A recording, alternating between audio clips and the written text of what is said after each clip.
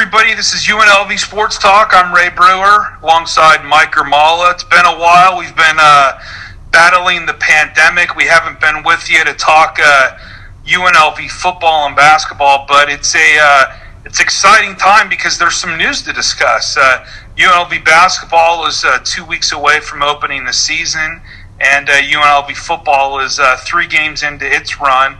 Mike, you've listened in today as the Mountain West media peppered Coach T.J. Otzelberger with questions, and hey, there's a little optimism. The Rebels are 4th in the Mountain West in the preseason, and it's like we're having a parade for being 4th, but it's another positive step in the right direction.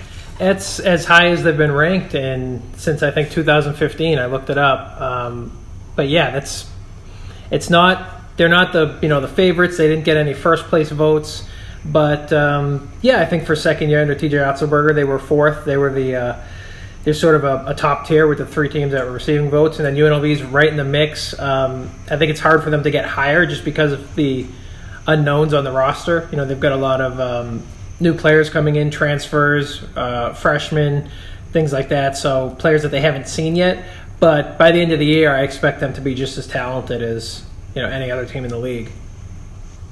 Yeah, so the way the league announced earlier in the week that there would be 20 games in the league, which kind of stinks for UNLV and San Diego State, teams who had scheduled kind of aggressively outside of league play. But I think for a team like UNLV that's on the cusp of being in the upper tier of the league, it might be a benefit in the long run with some of those back-to-backs. First of all, I think the fans may be unsure of how the schedule is going to feel and what a back-to-back truly means. So maybe explain that. And then what kind of edge does that give UNLV? The back-to-back thing is simply, they don't want games to get canceled this year. So they think that the safest way to do that is instead of, 9 different road trips where you fly into a city, play 1 game, and then leave, they're going to do, you get only 5 road trips. You play 5 opponents on the road. And so UNLV would fly to, say Colorado State. And you'd play them on Friday. You'd stay there on Saturday. And you'd play them again on Sunday. So you'll play those 2 opponents back-to-back twice in 3 days. And then you fly back to Las Vegas and you host, San Diego State the next Friday and Sunday. Or Thursday and Saturday, I think it's going to be. But yeah, so you stay and you play those 2 games on the road against the same opponent. You come back and you play at home for 2 games against the same opponent, and you basically do that until you've got your 20 games in. And that's what the Mountain West is going to be this year. So it's very, very strange. There's some positives, some negatives. One of the things that is going to be tough for UNLV, they had to cut. They're going to have to cut some of their non-conference games. That's the first thing, because they had a full schedule of 27 games, which is the NCAA limit. And so when the Mountain West went from 18 to 20, UNLV's got to get from 7 to 5, or from 7 to. They've got to lose 2 non-conference games. So that's tough. And then just the idea of going to, a lower tier team, a San Jose State or a Wyoming or whatever. It's tough to win on the road against those teams, even though they're bad. You still have to play well and go on the road and beat them. So having to do that twice in a row, twice in 3 days, is tough. You're really tempting fate for UNLV, San Diego State, Utah State, teams that want to try and build an NCAA resume. You're sort of inviting these bad losses just because the more times you play Air Force on the road, the more likely it is you're going to trip up and you'll get tagged with a bad loss. So that's something to consider with the new schedule. But I don't mind it. I think the coaches are on board with it. I haven't heard too much kicking and screaming against it. I think they all realize we just need to play games no matter what, and that's the top priority. Yeah, after the season, abruptly ended last year without the NCAA tournament, the sentiment across college basketball is let's do whatever we have to do and get creative as we need to be to get games in. I do think, so San Jose State's like the ugly sister in the league, right? They've been the worst team for God how long. Say if you have a road series at San Jose State, and of course, winning on the road in this league, winning on the road in college basketball is just extremely tough, regardless of the league. I think that's kind of amped up a little bit in the Mountain West when you've got some of those road trips to Air Force, Colorado Springs, Wyoming, the higher altitude cities. But say you're going to play the Ugly Sisters of the Poor, San Jose State, right? And say you lose the first game. Now you're like, am I going to have 2 ugly losses on my NCAA tournament resume? And now that second game, it could be in January, is like a must win. And that, to me, is kind of cool. I think that it adds a little intrigue and it adds some value to the regular season, where you're always kind of polishing your resume. Yeah, I mean, it's just going to be an interesting dynamic just because it's never been, they haven't done it before, and it's just so weird. So, I mean, I don't know how it's going to work out, but the situation, the hypothetical you just laid out, is pretty much the nightmare scenario for like a coach, where if you go to Wyoming and you lose that first game, you've got to stay there for 2 days and play them again, and there's so much pressure to win that second game. And it's also weird because, there's no fans. You're playing in an empty arena. So it's basically like you're just scrimmaging on a court with your coaches there. And it's just a strange atmosphere. You've been in a hotel sequestered because, you're on the road for 3 days. Usually UNLV, the way they do it, they fly into Utah State. They fly in, the night before the game. They wake up, they play the game the next day, and then they fly out, like straight from the locker room to the airport, and they're gone. So sometimes they're there for 24 hours or less. So now you're saying, you're going to be in Laramie for 3 days, and you're not like going out or doing any things or having any team activities. You're just staying in that hotel because of COVID. You're trying to limit your contact to the outside world. So it's a mental strain probably as much as a physical, where you've got to stay focused. And especially if you lose that first game, it's like those next 2 days are very, very critical, and the teams that are mentally the toughest are probably going to do the best with it. Yeah, and I think the one thing we've learned with sports emerging from the pandemic, whether it's the NHL or Major League Baseball or the NBA, is that, you always tell every player on the roster, hey, be ready, we might need you. More times than not, for a basketball team, if you're not one of the top 8 or 9 guys, chances are they're not going to need you. Well, this year, they may need you, especially on those back-to-back games. And I think that could be where UNLV might have a slight, maybe, advantage. You kind of look at some of the preseason rankings. Obviously, Bryce Hamilton is a stud. He really came on late last year. David Jenkins, we've been waiting for this guy to get on the court. If he has that Cody Doolin effect, it's going to be tragic because we think this guy is going to be the savior, right? Yeah. So we've got 2 really good players in Jenkins and Hamilton, and your center, whose last name DeYoung, I can never say correct, is going to be a good player. So UNLV has got 1 through 4 and 5 pretty darn good start. So what is 5 through 10 going to be? What's going to happen if they need to go, to the bench? Nick Blake is getting some love in the preseason, a local kid. Minorly surprised, but I don't know. That's what I would maybe caution against. I would say that the top of the rotation depth is pretty good because you've got 2 or 3 guys that can handle the scoring load, and you've got guys who can give you good numbers on any given night. The bottom half of the rotation, it's tougher because you've got 6 freshmen on the team. You've got a couple transfers who haven't played much Division I basketball. Moses Wood, Caleb Brill, they haven't played a lot. Eduardo Dacadia he's coming straight from junior college. So these are guys who are not that experienced, and UNLV is going to be counting on them.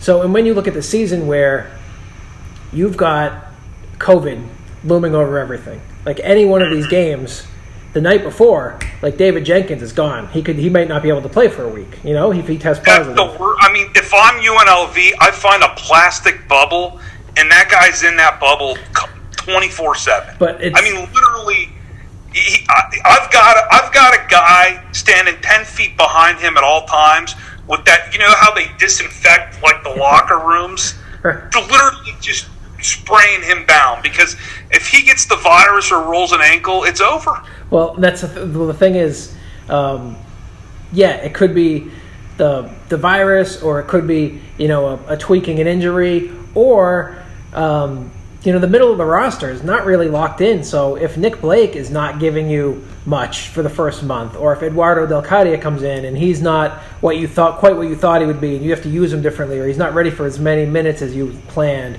or Moses Wood is not ready to play defense for whatever reason, then you've got to go even beyond that. Like, who are our 9 through 13 on the roster, and can any of those guys contribute?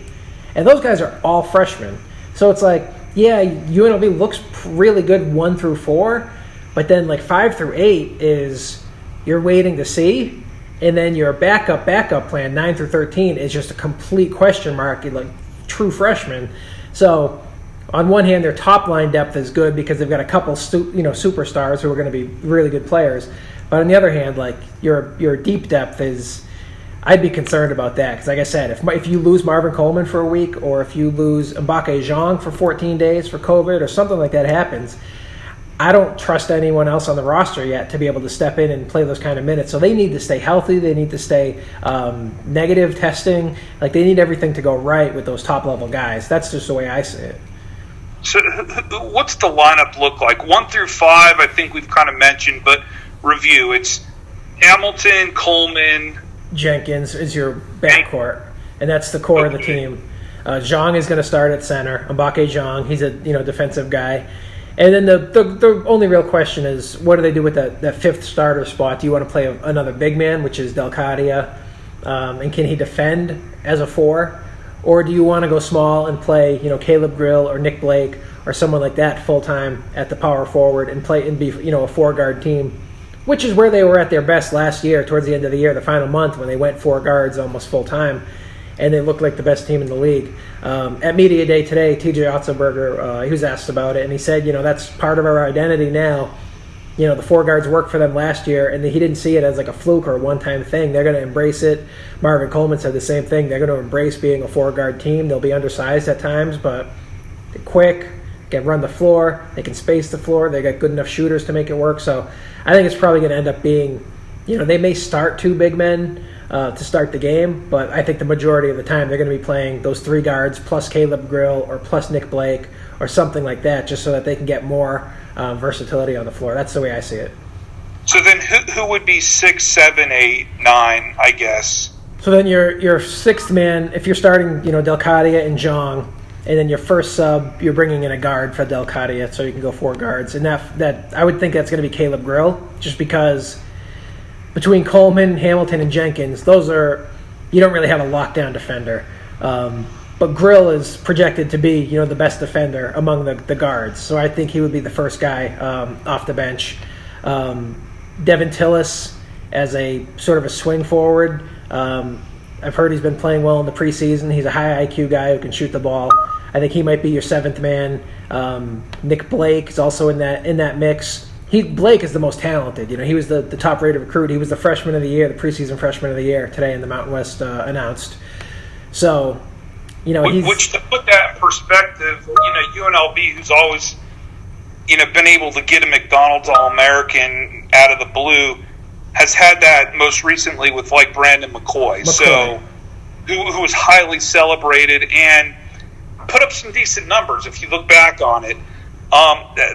Blake went a local kid at Durango High, ended up going to IMG.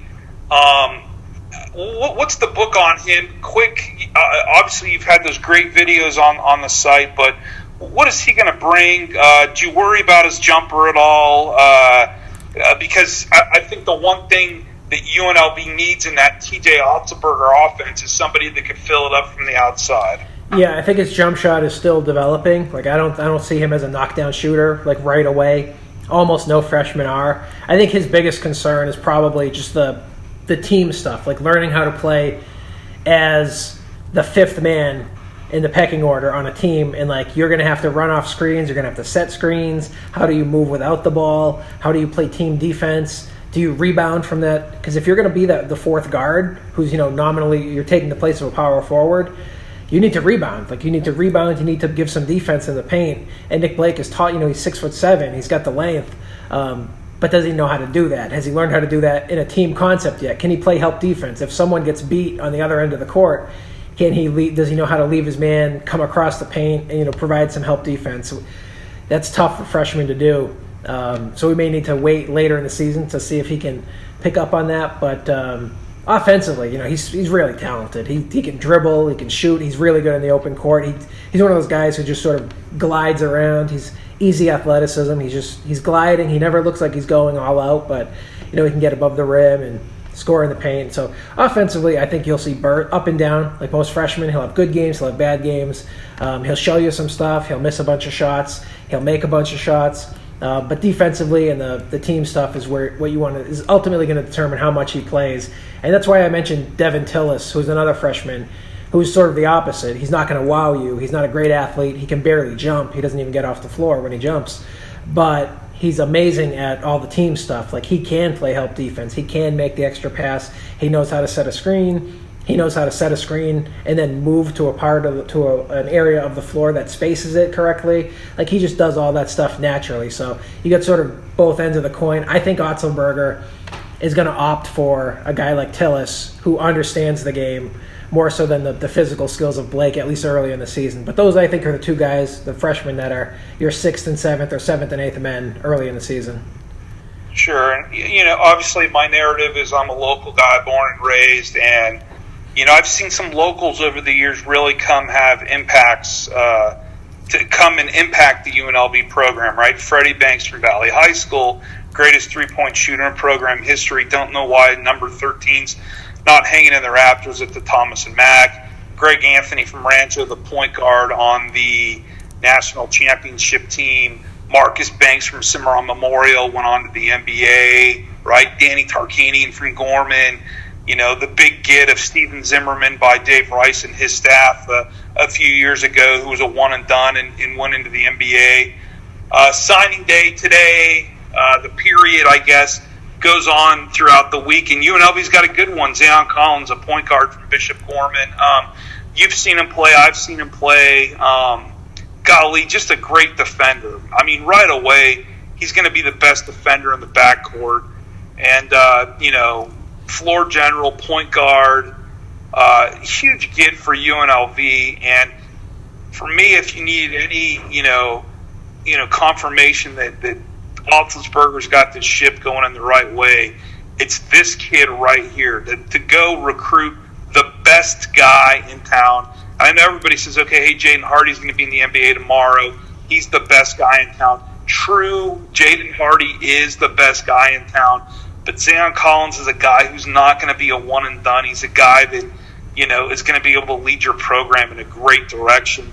Signing day, I think that's a huge, huge get. I can't overstate it, Mike, but it might not be the only huge get.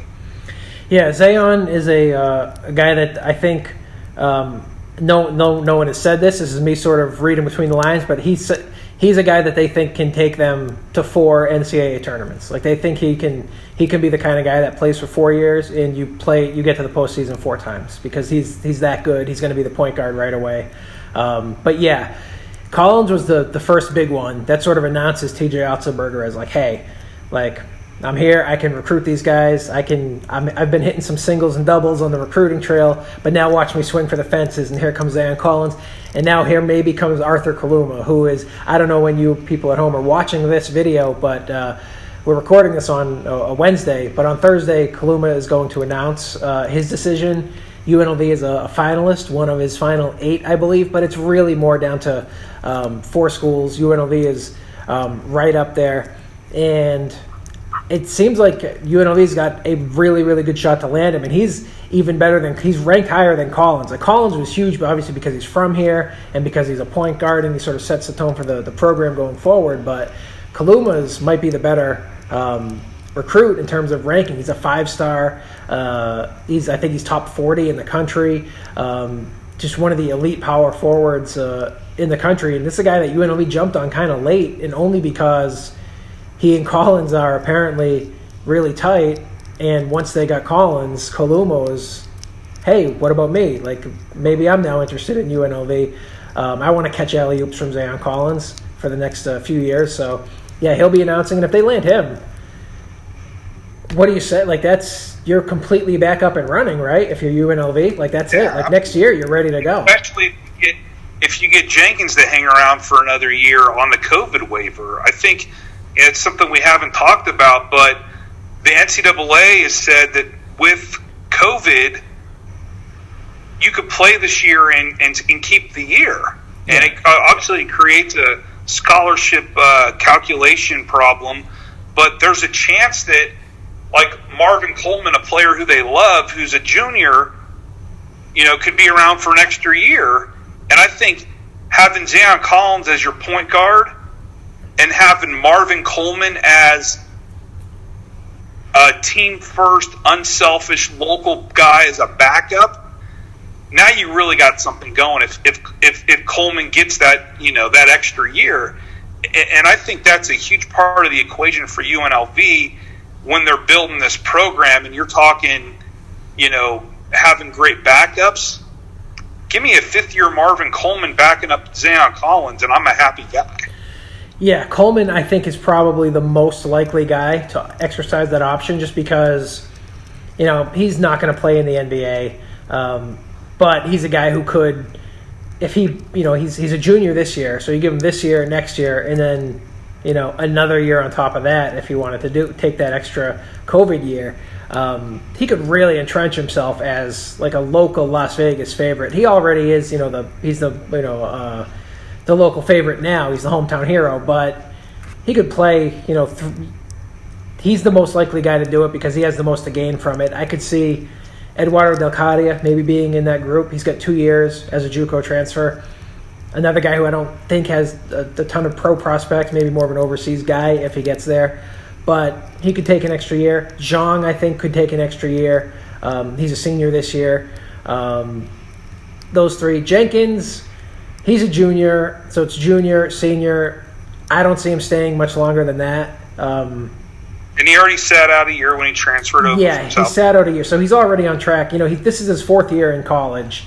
So next year he would be a 5th-year senior. And then if he took a COVID year, he'd be a 6th-year senior. And that's just a long time to be in college. Like you and I went to college. That's a long time to be in college. Yeah. You kind of. I want 5. I want a full 5, baby. Yeah. So. I think it's ideal for somebody like Coleman who has really built up his reputation in the local basketball community and the community, where if he could be part of some memorable UNLV runs, exactly, that's great for his life in terms of maybe getting a job at a nice company or whatever. Exactly. He could really bask in it if they start winning games and they're going to NCAA tournaments and all of a sudden he's associated with that period of the program, and it could be really good for him. I see him as the most likely guy to exercise that. That's why. Sure. Well, we told you we'd talk a little football, Mike. They're 0-3.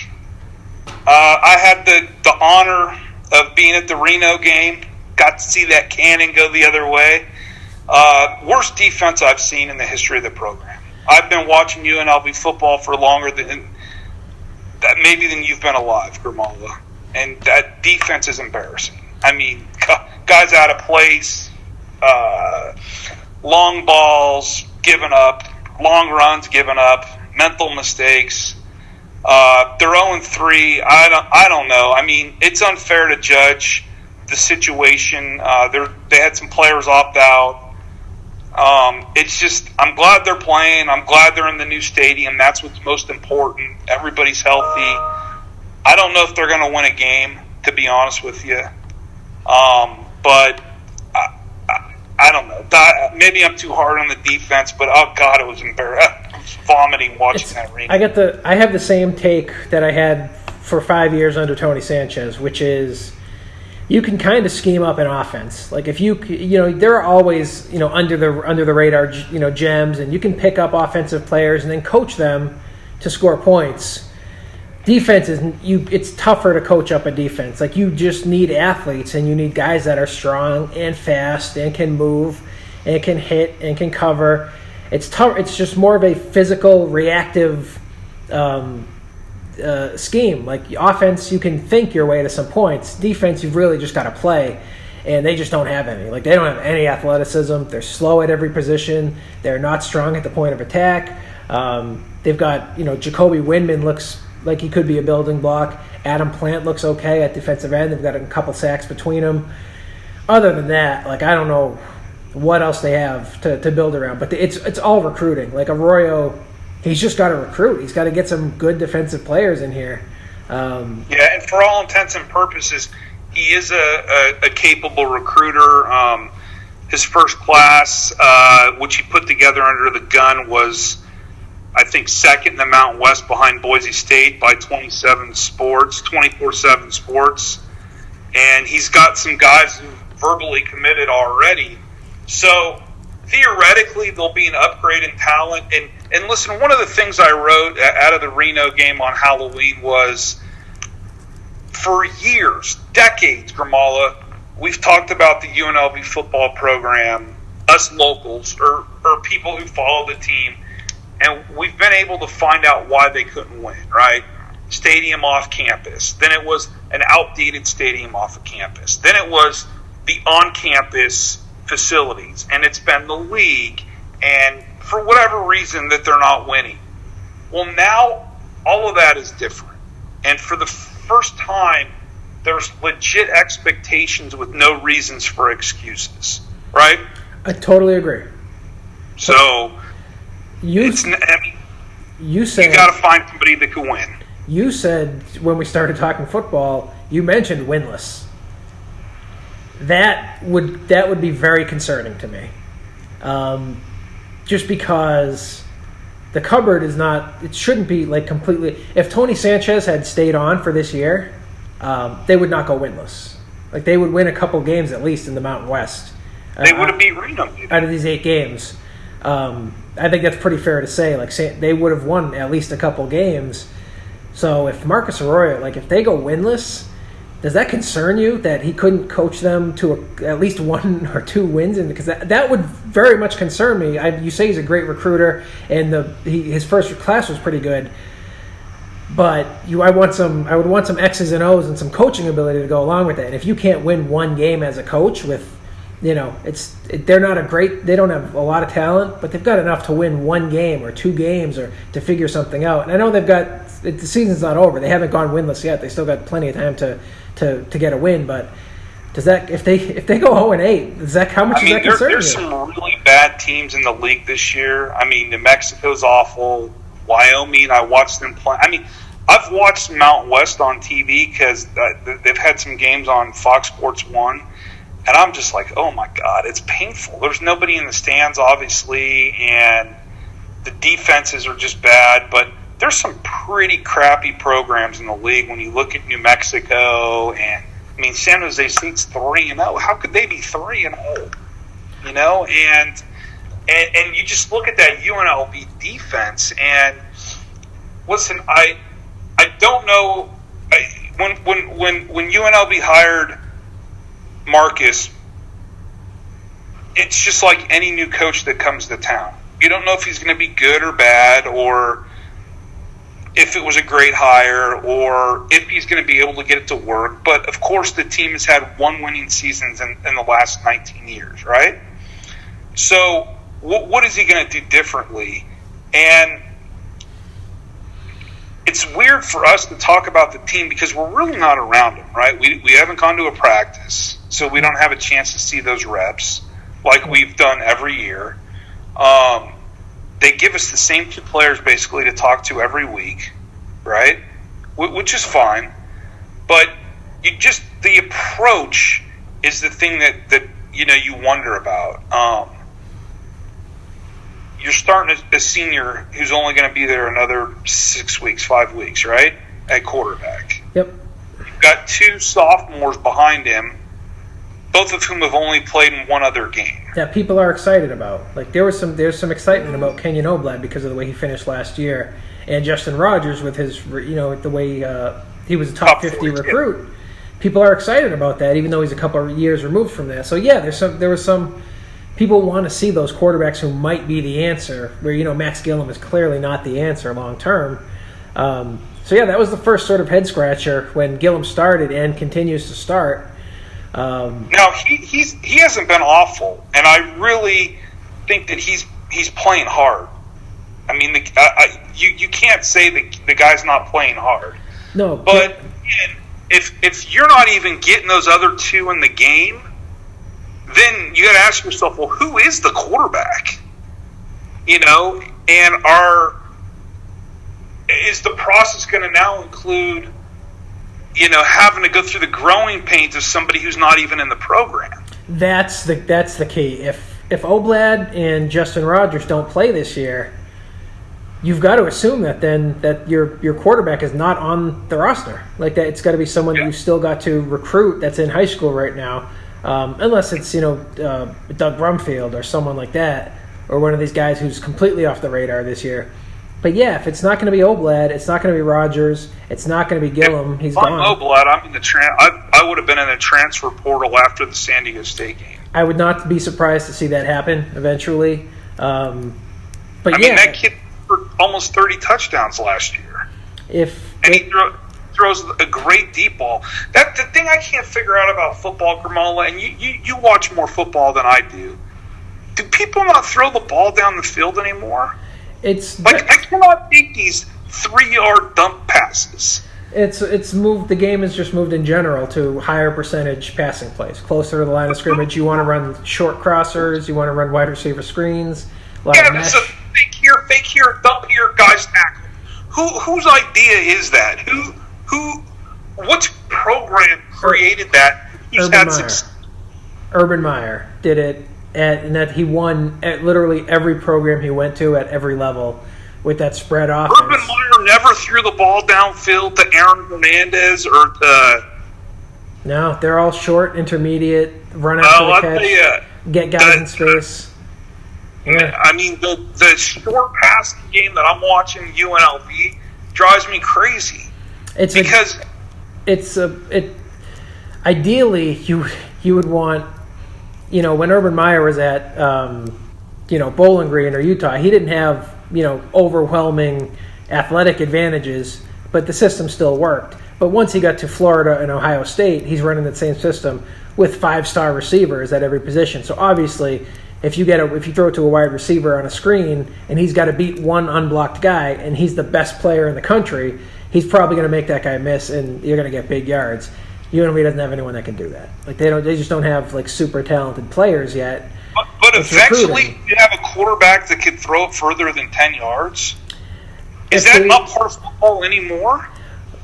If you watch, that's what some people said about Justin Herbert at Oregon last year, where Arroyo was the offensive coordinator, was that they didn't use Herbert correctly. Now you see in the NFL, he's gunning it down the field and he's throwing touchdowns. And Case Keeper's take on that, right? What is his take?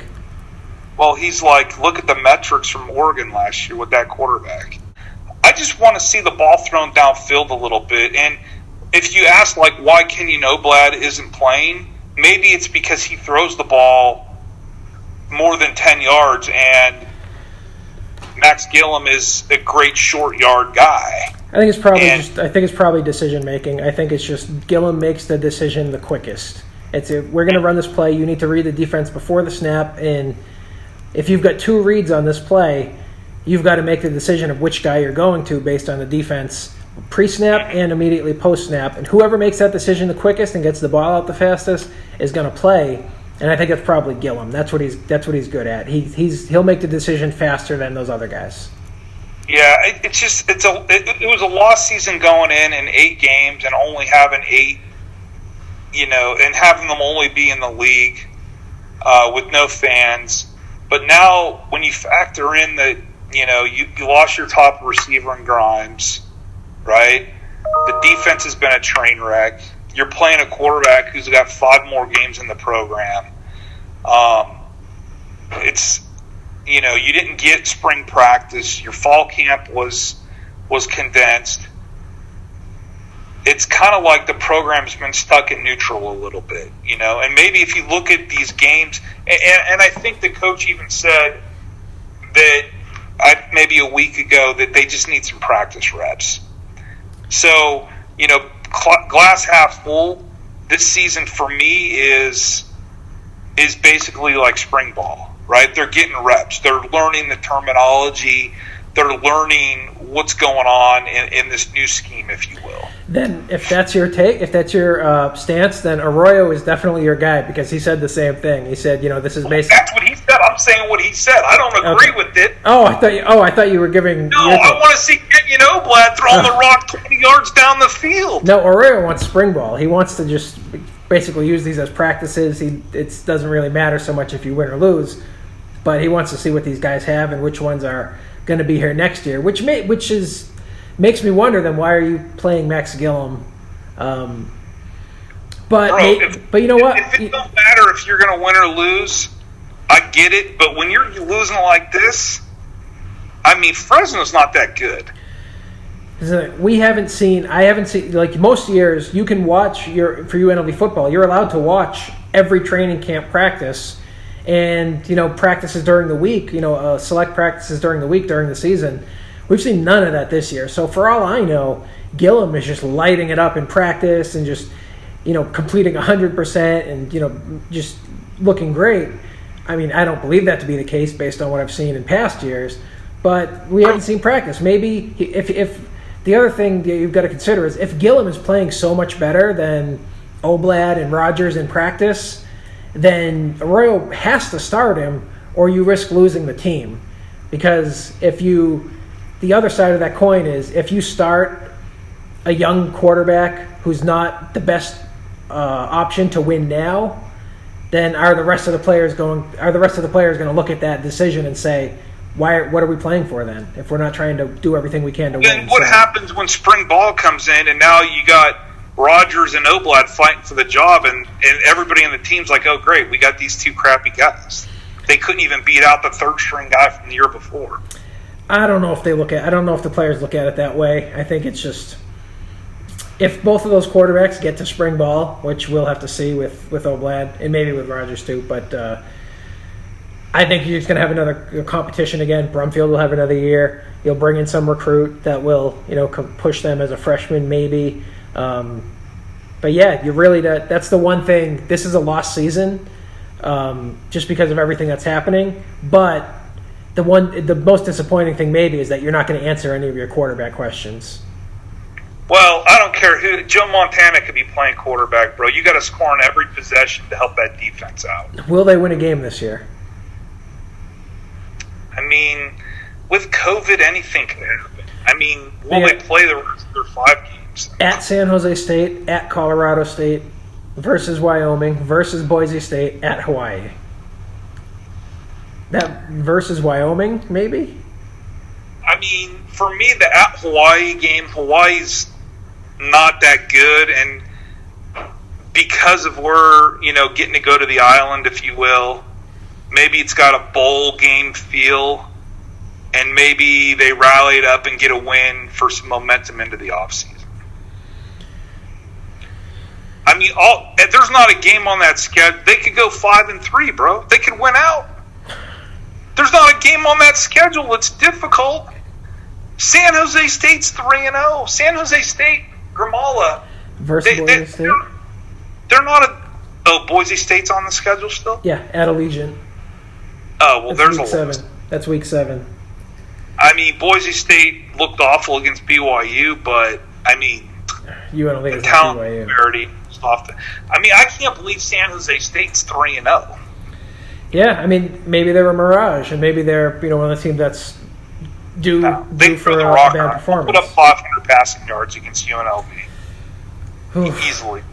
But, anyways, this is some UNLV sports talk. For Mike, I'm Ray. It was nice to get to talk to you guys again. Stay safe, and we'll talk to you next time.